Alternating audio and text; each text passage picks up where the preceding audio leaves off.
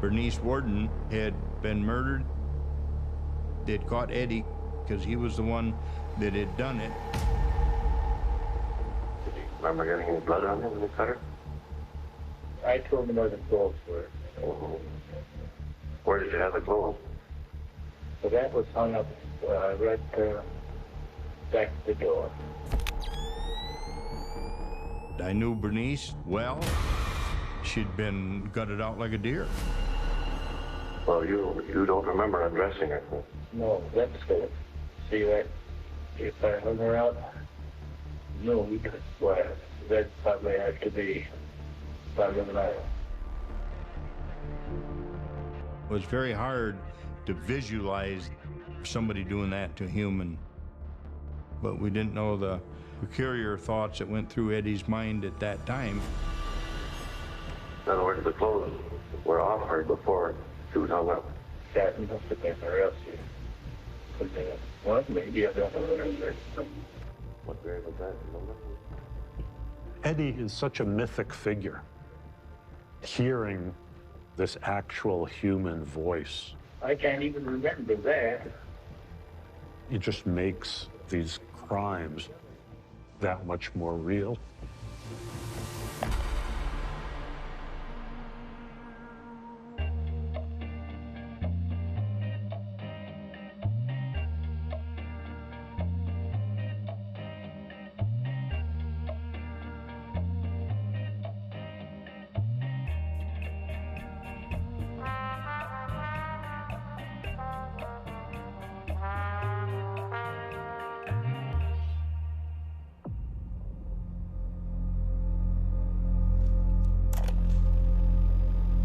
But now, we want to get this all straightened out. Clean deck. Well, we've been debating for years, like, what did Ed Gein sound like? I have been playing Ed Gein in my brain for so long. What did you intend to do with her body, Mr. Warden? That, Well, you kind of thought you were there, honey. that's the way it could be. He sounds just as bewildered as I always expected him to. Sure. Always wondering, why did I do this? What possibly could have driven me to dig up these women, to make these, costumes, to do all of this? Like, he's marveled. My first reaction to him talking is he's actually a lot more canny than I thought he was. Is that listening to him react, he knows there are things he can't tell the police. It's almost like he's already known that this has been going on for so long and he's surprised that they're shocked. Yeah. He's almost ignorant of his own macabre ways. It's crazy. That's what people said again and again during his confessions, people who spoke to him, is that people would start off a little bit hard towards him and then they would become sympathetic because the way they described him was as a little boy, a demented little boy, Yeah. but a little boy nonetheless. Was he right, don't you? Well, now, would you do this after? Ed Gein had the emotional, social maturity of a small child who was, on all accounts, very dependent on his mom. When I listen to the tapes, and he seems very suggestible, he's somebody who seems very passive. How many graves did you open? Well, and the, When you cut the bodies apart? well, there's some I never even, Never took home. that's right. Just opened up the That's right. caskets and That's right. cut them apart there. That's right. He didn't go through the kinds of stages and the maturation that a person would go through if they, were allowed to socialize and have friendships outside of the home and lived in a place where he had that kind of support. He had never really developed into a full-fledged self.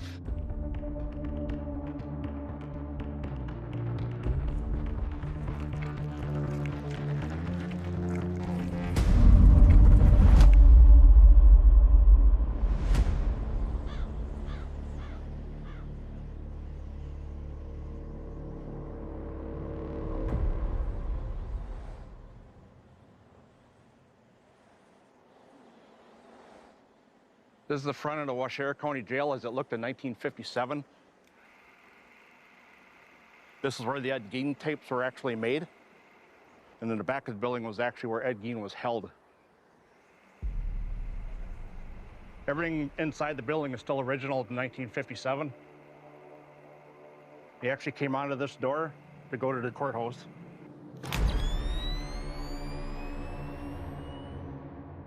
First night he got here, they put him in a drunk tank to protect him from all the people at Plainfield. I thought they'd be coming to get him. Then after that, they moved him into his regular cell. Ed Gein's cell is directly beyond that second window. He was here for 3 days and 2 nights. This is a small town in Wisconsin. Where they just know that train's coming. They know it's coming, and if you're law enforcement, this is not what you want. We aren't going to say anything about it to anybody. You do not want this stain on your community. People are humble, but they have a lot of pride in being good people. Also, it happened under your nose. Under your nose? You know, like you did not know that this ghoul was operating right next to you. The relics of Hollywood representations of serial killers is that they're kind of like geniuses who are plotting and scheming the perfect murder, and building a whole kind of like structure around getting away with it. He's an example of somebody who was not doing that. He was acting in plain sight.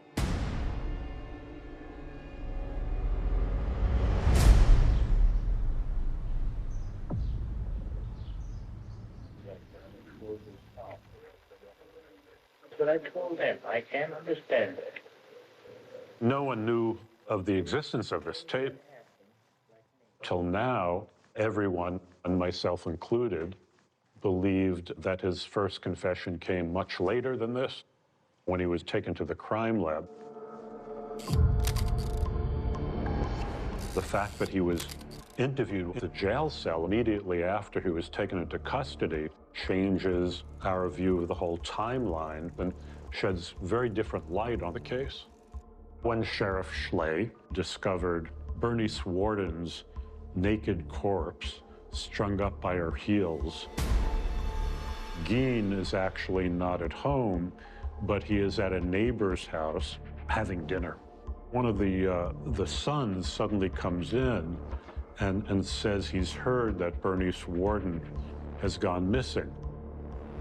And there's a big commotion in town. And, you know, he wants to go into town and see what's going on, and Ed volunteers to go with him. I was away, you know.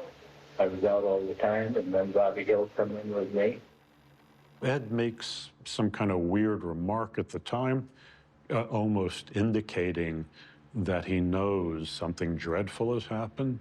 But before the two of them could leave, the two deputies who have been dispatched to the Hills house show up, and they take Gein into custody. Also just told them that they found some more head stuff like Still? Yeah. So there must have been more graves, huh? The search of his house was actually going on at the time this interview was taking place. So the full extent of Gein's horrors had not even come to light yet.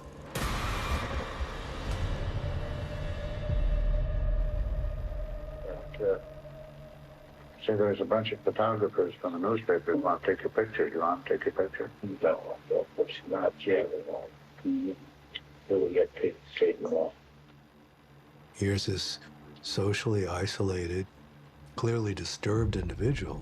He finds himself being questioned by the authorities, for the people who were interrogating him. And I guess they were trying hard not to be overly judgmental. They weren't being harsh with him, or they weren't threatening him. But, I mean, he was really in a kind of odd spot. All of a sudden, you know, the truth is revealed. Much more would be discovered in the coming hours and days as investigators excavated this archaeological dig in hell, coming upon all of these horrors. Gein had spent years fashioning these incredibly grotesque household objects out of human body parts. Investigators see objects and artifacts that they couldn't even comprehend. Would be, in that time period, a series of entirely unexpected, very peculiar, very bizarre, shocking behavior. What did you use to cut her? I must use a knife. You got some knives there that you used for that? There's knives. You cut them like. Actually, the dialogue was relatively placid and civilized, given what you imagine could have happened back at the police station.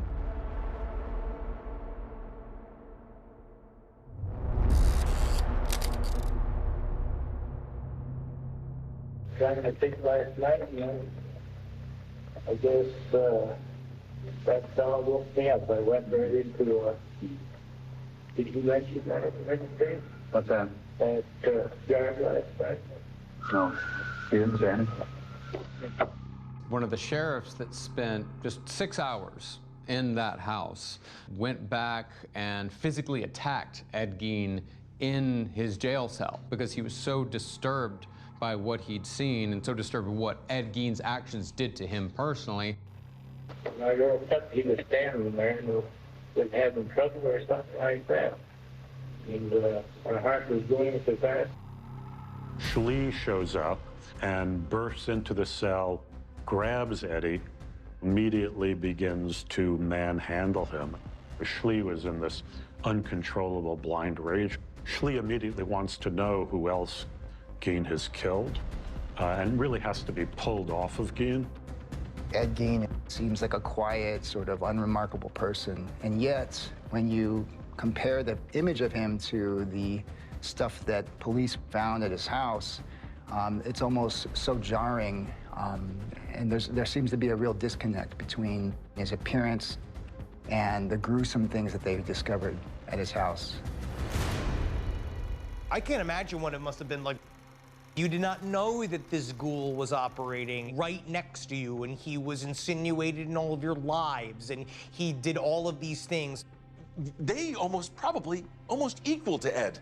Don't want people to know about this. Let's not get into too many details, Ed. If it's true that there's a ghoul in Plainfield, Wisconsin, then it's also an indictment on the police. It's an indictment on everybody.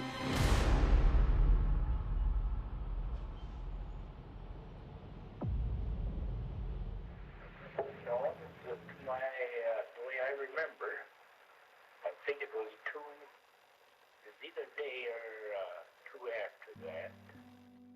My dad was Art Schley, County Sheriff of Waushara County. We lived in the jail at the time. It was no different than living in a home somewhere. That was our home, let's put it that way. This is a picture of us in the jail. It is my mom and myself and my dad, and it's in the office. My bedroom, if you would have cut a hole in the wall, I would have been upstairs by the bullpen. When my dad was voted in as sheriff, it would have been probably the summer of '57. And this case broke the last part of November of '57.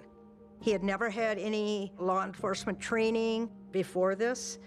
And so when this big case came about, he really didn't have a lot of experience or a lot of knowledge on how to handle something this big. On the night Ed Gein was arrested, I would have been probably 11 years old. I was in the 6th grade. All these men were sitting in the stairway and I couldn't get up to bed. And I said, why? And that's when I was told what had happened.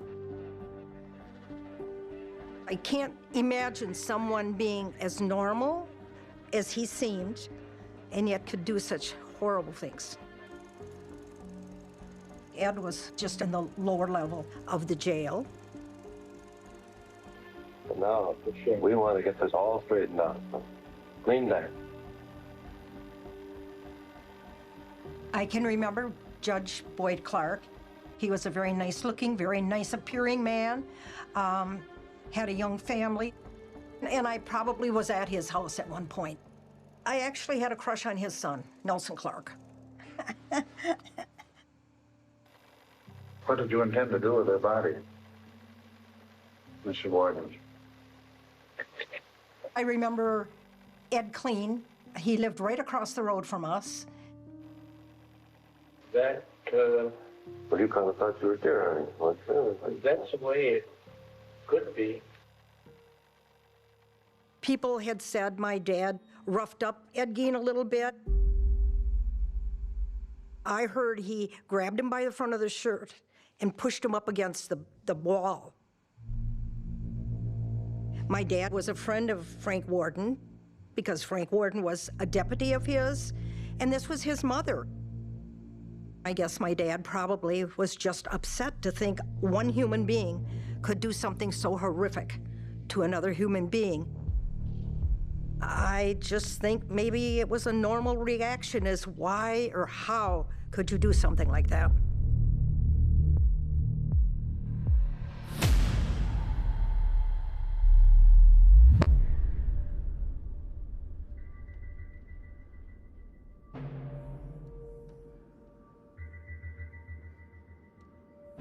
Yeah, let's go over there and check those graves, huh? You can point out to the district attorney and to me and get that straightened out first, huh? You would imagine there would be an outcry. We want to know if Mom is in her grave or not. Did this school take her from her grave? I mean, families would raise a fuss.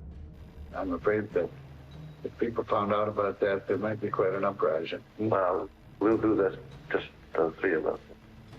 It is odd that he could just tell them, well, it's this number, and they go, okay, we'll check too. We'll accept that everything is accurate and valid. So that seems kind of sloppy and a little weird. We've got to find out which of the graves you went in and which grave you took all these heads from.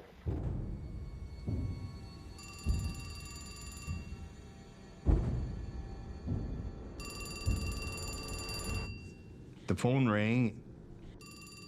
We were just finishing up supper before we went out to milk the cows. We found out that Eddie had been picked up for killing Mrs. Warden.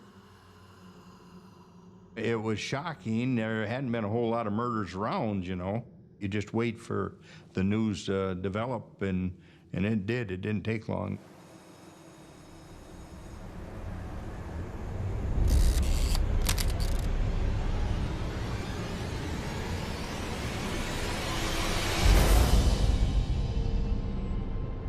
I went into supper. My sister-in-law, she said, "Did you know Eddie Gein's killed Mrs. Warden?" And I said, "Do you know that's the biggest damn lie I ever heard?" That's just the very words I said. How long have you known Mr. Gein? 7 years. 7 years. What kind of a man did you know him as? Well, I met him. He was a nice man, just like anybody else. The only difference I'd say in the man, he seems to be a little hot. Think about this also, 1957. Having an actual news reporter have to say the words, human skin suit, made from local man's mother's body. Like, they didn't want to cover, like, that there were black people in the Olympics. Like, what are they gonna, now you have this thing, they're gonna literally, like, blow your mind with this piece of information. The term serial killer doesn't come out for another 20, 30 years after Ed Gein was caught. So Ed Gein's arrest must have been a massive shock to the American psyche and to the world. I don't remember when I realized what was really going on. Probably it had to do with all the newspaper men, all the media that was there. They were this small farming community, perfectly happy with being isolated and not being known by the rest of the world. All of a sudden, they're gonna have to deal with people like us driving into their town, looking around, going to the graveyard for the rest of the town's existence. Plainfield, Wisconsin, for as long as America exists, will be the hometown of Ed Gein, no matter what. It was just crazy. After a while, there was so much media there. They'd be sitting on the steps, and we'd have to say, excuse me, can I get upstairs? And they'd have to get up and get out of the way so we could go upstairs. And I mean, they weren't just sitting one or two of them. The stairs were full of media. What kind of a man did you know Ed Gein as? Well, he was rather simple-minded, but I always figured he was just perfectly harmless. You could be a serial killer or just kind of gay, and they would be in Wisconsin, be like, he's just a little different. He's just a little different. I said he was more or less a pleasant man who would be a nice man to talk to, or somebody would like to have around. He seems to be harmless fella, you know.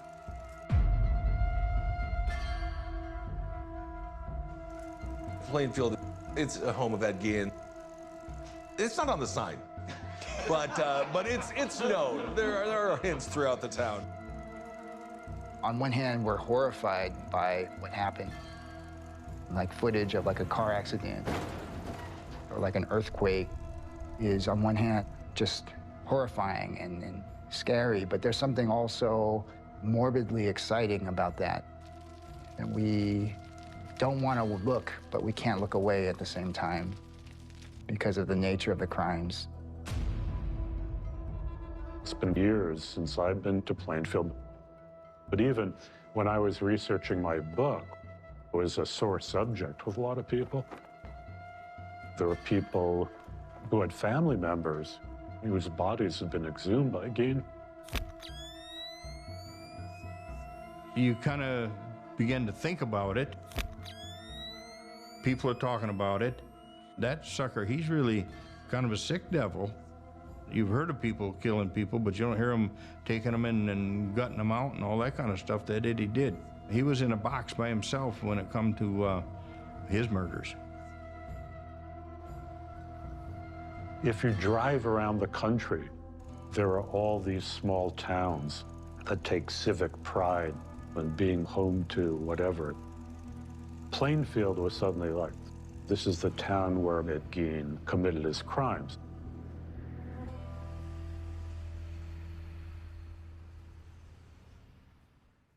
Here's a picture of my grandpa and grandma's car that my dad would use at times to take Ed Gein to different appointments or something when he thought maybe he'd be followed or something like that. That's what I have a video of it. I'll show it to you. Press play, and you tell me what you're looking at. It's the triangle in the middle.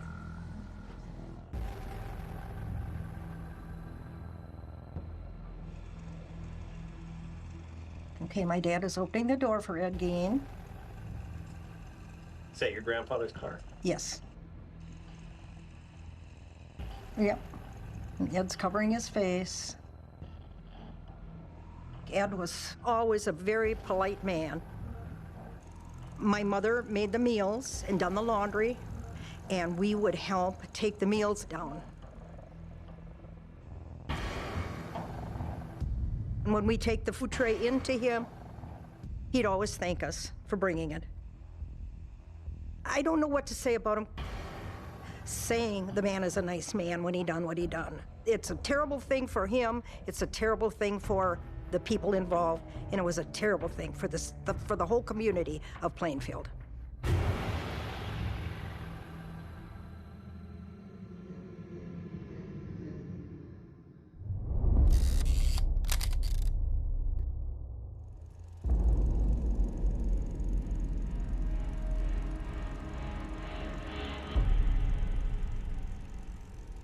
After Ed's arrest, he was declared mentally incompetent and consigned to a mental institution. Competency is not the same thing as insanity. Competency is really, can you understand the meaning of your charges? Can you participate in a knowing manner with your attorney in your own defense? Are you fit to proceed to trial? It's no shock that he'd wind up in a hospital. The crimes are too weird. They're too violent. They're peculiar. Had it been something like a sexual assault or a murder, the commission of a robbery, they would have just thrown him in prison. But this stuff that he did was just too unthinkable and too weird. And, you know, my rule of thumb is if it scares a jury, you go into the hospital.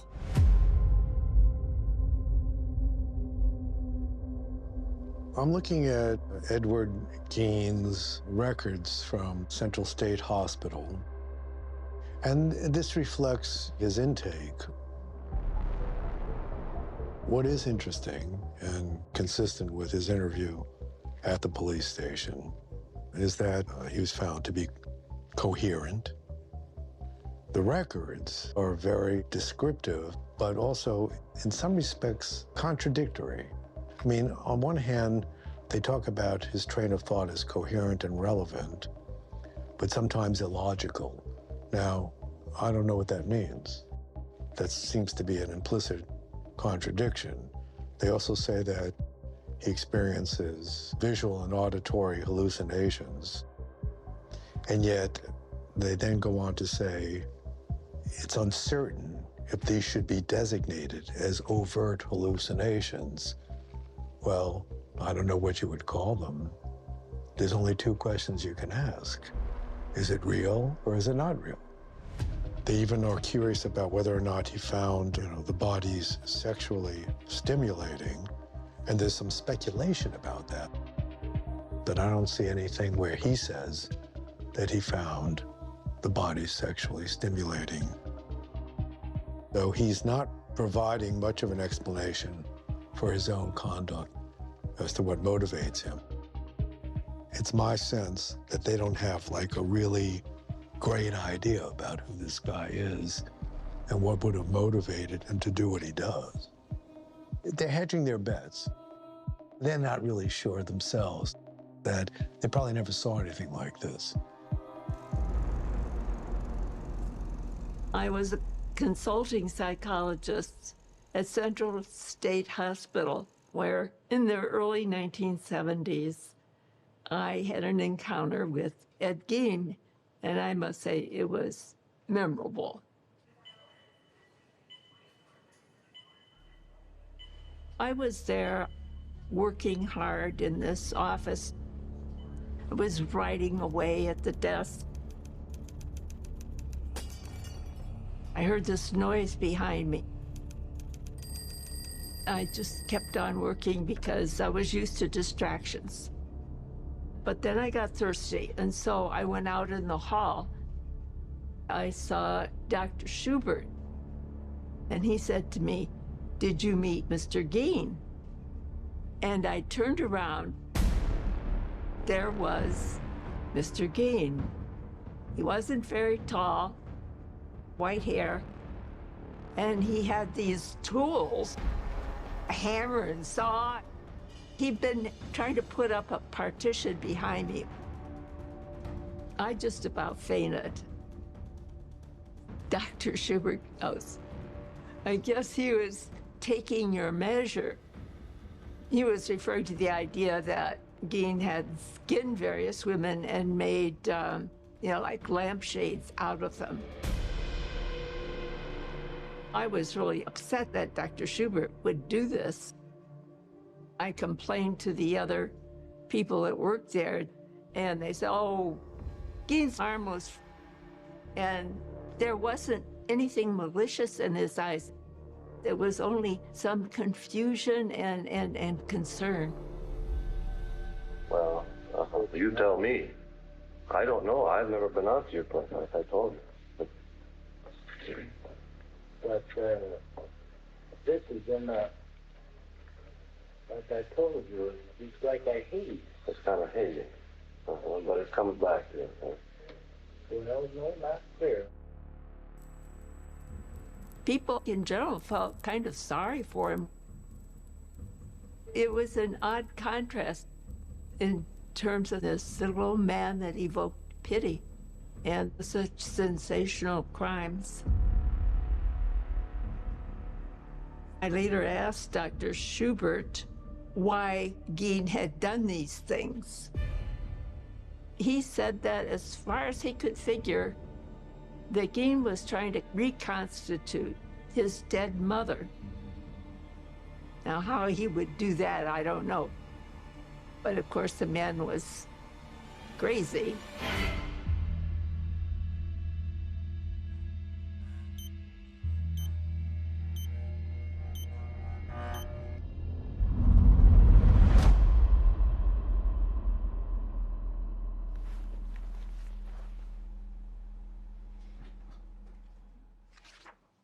This is my copy of the novel Psycho.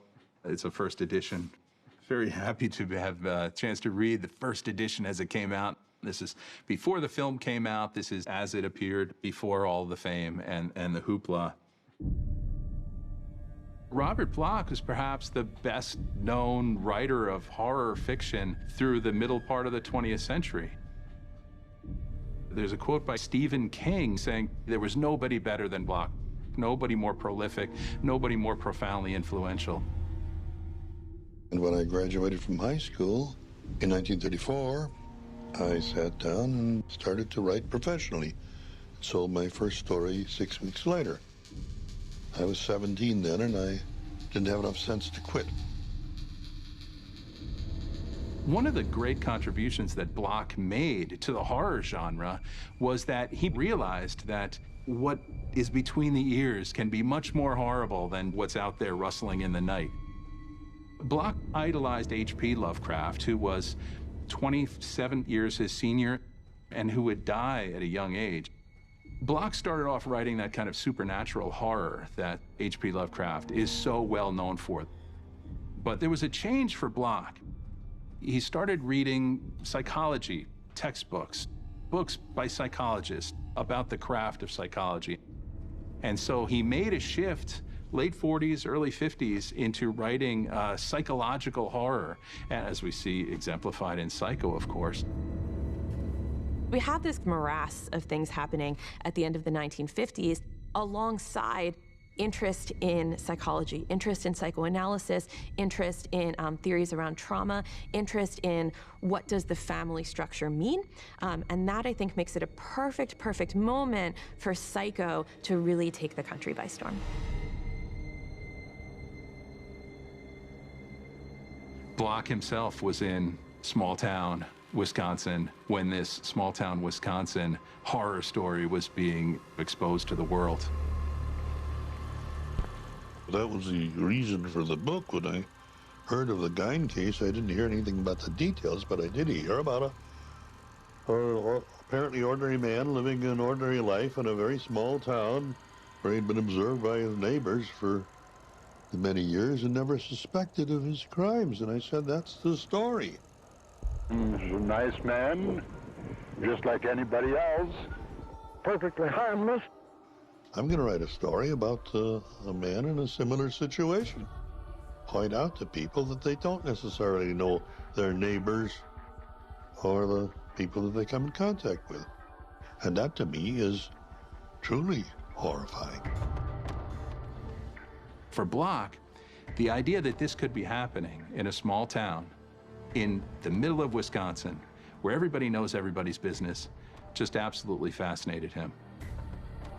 It fit in really well with his ideas of psychological horror, that the person you should be afraid of is not the werewolf howling at the moon or some sort of supernatural monster that will come at you in the night. It's the guy sitting a couple seats behind you on the bus. And why is he coming after you? Maybe there's no reason. Maybe he's just coming after you.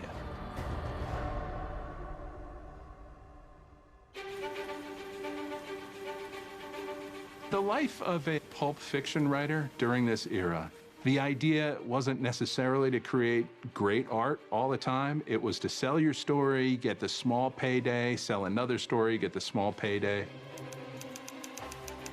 Bloch reported that it took him 7 weeks from start to finish with Psycho, which is an amazingly kind of brief period of time if you've ever tried to write a novel.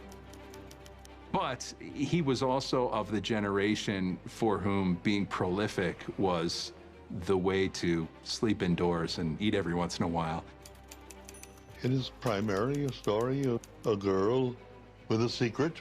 She's just stolen $40,000 from her employer. It's about a young man who leads a tortured, secret life, so secret that he himself is not aware of it. And it's about the buried and exhumed secrets of his mother. Norman Bates, on the surface, he seems sweet, he seems vulnerable, but underneath the surface, there's all kinds of things roiling, there's all kinds of dark psychology that's all wrapped up in, of course, his obsessive relationship to his dead mother. Bloch considered many titles for the novel. He was inspired by words like psychology and psychoanalysis. It's about being a psychotic, right? It's about somebody being a psychopath. And that is really different from just saying, this monster is outlandish. This monster can never happen. Here we have a monster who is defined by the inner workings of his brain. Today, organizations of specialists in mental medicine, like the New York Psychoanalytic Institute, have helped to gain general medical acceptance for such doctrines, considered a radical departure when first advanced by Dr. Sigmund Freud of Vienna some 50 years ago. It gets us toward a variety of mental illnesses, including some pretty violent and gruesome ones that perhaps the Ed Gein story brought up in Bloch's mind.